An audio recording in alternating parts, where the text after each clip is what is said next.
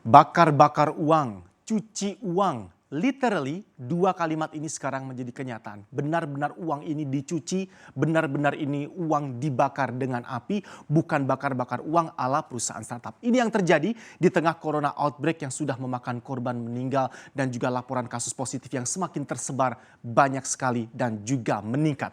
Uang kertas pun saat ini berpotensi nanti ke depannya ketika corona outbreak belum mereda bisa ditinggalkan karena corona. Kita bahas ini himbauan dan anjuran. Sekali lagi kalimatnya adalah himbauan dan anjuran khususnya dari Badan Kesehatan Dunia WHO, bukan pelarangan. Bahwa uang kertas banknotes yang biasa kita pegang ini mempunyai potensi yang paling besar dan salah satu bisa dijadikan sebagai transmitter bagi penyebaran virus. Kita tahu virus dari pneumonia seperti flu dan juga corona ini tidak menyebar lewat udara tetapi lewat droplet, cairan ludah yang keluar dari bersin, batuk, kemudian cairan air mata dan apapun yang keluar lewat cairan droplet yang keluar dari manusia yang terinfeksi tadi. Ini adalah himbauan dari WHO, Badan Kesehatan Dunia tentang uang kertas.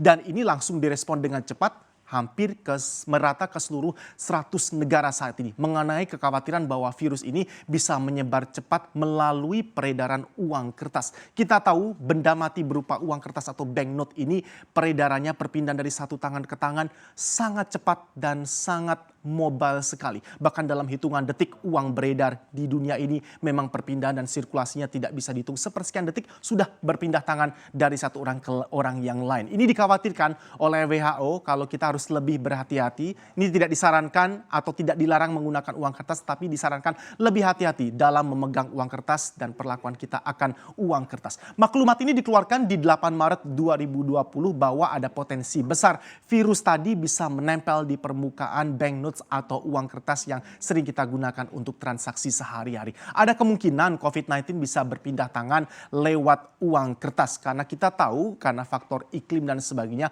virus ini ternyata begitu menempel lewat droplet tadi ya, cairan yang keluar dari tubuh manusia yang terinfeksi sekali menempel di sebuah permukaan benda mati ini ternyata bisa bertahan hidup beberapa lama di sana. Apalagi kalau kita tinggal di iklim dengan udara yang sejuk cenderung dingin, ini virusnya bisa bertahan lebih lama di benda mati termasuk uang. Ini yang dikhawatirkan virus dan bakteri yang menempel di permukaan tadi akan dengan cepat tertukar dari satu tangan ke tangan lain dan bukan tidak. Medianya adalah salah satunya uang kertas yang paling rawan. Dia anjurkan untuk melakukan pembayaran non tunai agar lebih aman. Tetapi WHO selalu menggarisbawahi bahwa kami tidak melarang atau menghentikan pemakaian uang kertas. Tapi ternyata diterjemahkan berbeda oleh beberapa negara yang tersebar di dunia ini terkait dengan anjuran dan juga apa maklumat yang sudah dikeluarkan oleh WHO mengenai potensi COVID-19 bisa tersebar lewat benda mati seperti uang kertas. Kita awali dari sumber di mana pandemi dari COVID-19 ini berasal. China, ini yang kita bilang tadi, uangnya dicuci.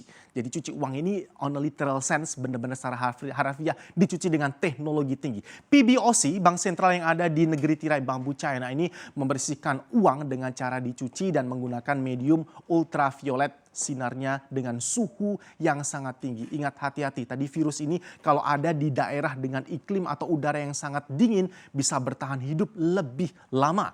Jadi dengan suhu tinggi ultraviolet uangnya dicuci oleh Bank Sentral Amerika Serikat. Bank Sentral China. Bank Sentral China atau PBOC, People's Bank of China juga menganjurkan dan meminta untuk mengembalikan uang kertas yang beredar berasal dari zona merah. Ini adalah daerah-daerah yang paling rawan beresiko tinggi dari laporan-laporan COVID-19 berasal dan juga sebaran paling banyak di negeri China. Bank Sentral China meminta uang kertas yang beredar dari zona merah tadi segera dikembalikan dan ada report yang sangat terstruktur dan rapi di sana. Sehingga uang-uang tadi dikembalikan, akhirnya disterilkan untuk dikembalikan lagi ke para pengguna uang di negara tersebut masyarakat. Dan tidak tanggung-tanggung, tidak hanya disterilkan bagi Bank China menurut perspektif mereka kalau uang ini memang benar-benar ternyata terdeteksi bakterinya paling tinggi atau berasal dari daerah utama zona merah dari penyebaran virus COVID-19 akan dibakar karena berpotensi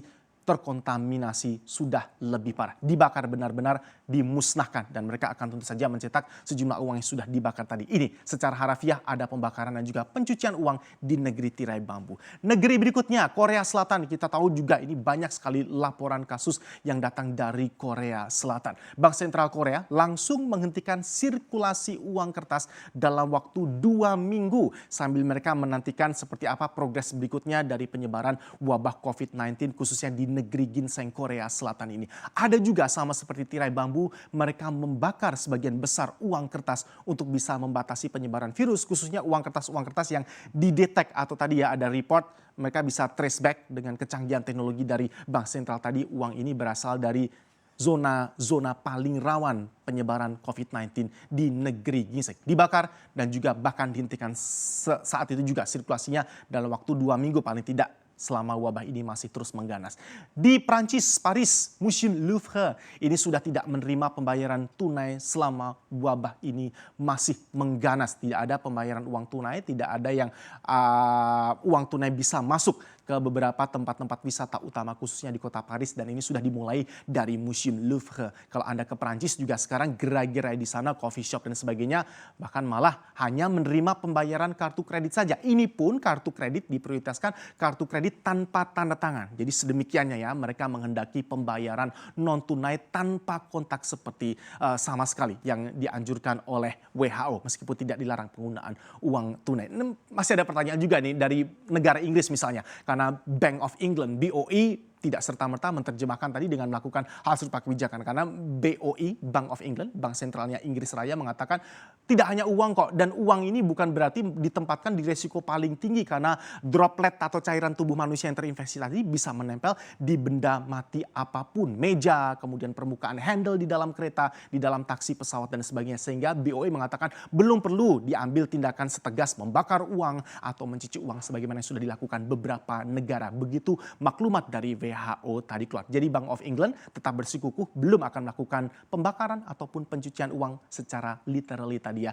Amerika Serikat pun juga belum mengeluarkan statement seperti apa begitu ada maklumat WHO. Amerika Serikat ingat uang mereka ini spesifik juga. Tidak hanya murni dari kertas tapi juga ada campuran kainnya. Sehingga ini menimbulkan pertanyaan, kalau uang kertas dolar Amerika Serikat greenback yang kita pegang dan menjadi kiblat mata uang lainnya ini apakah juga cukup aman? Tapi Amerika Serikat yang jelas belum ada statement apapun, mengingat juga ini bahan baku utama dari dolar Amerika Serikat ternyata tidak murni kertas tetapi ada campuran kain di sana untuk greenback. Di Louvre tidak menerima pembayaran tunai. Ada pertanyaan juga mengapa apakah dengan pembayaran non tunai berarti dengan demikian lebih aman. Karena kalau kita pembayaran digital pun menggunakan gadget seperti ini, ternyata HP kita pun ini paling rawan terkena droplet.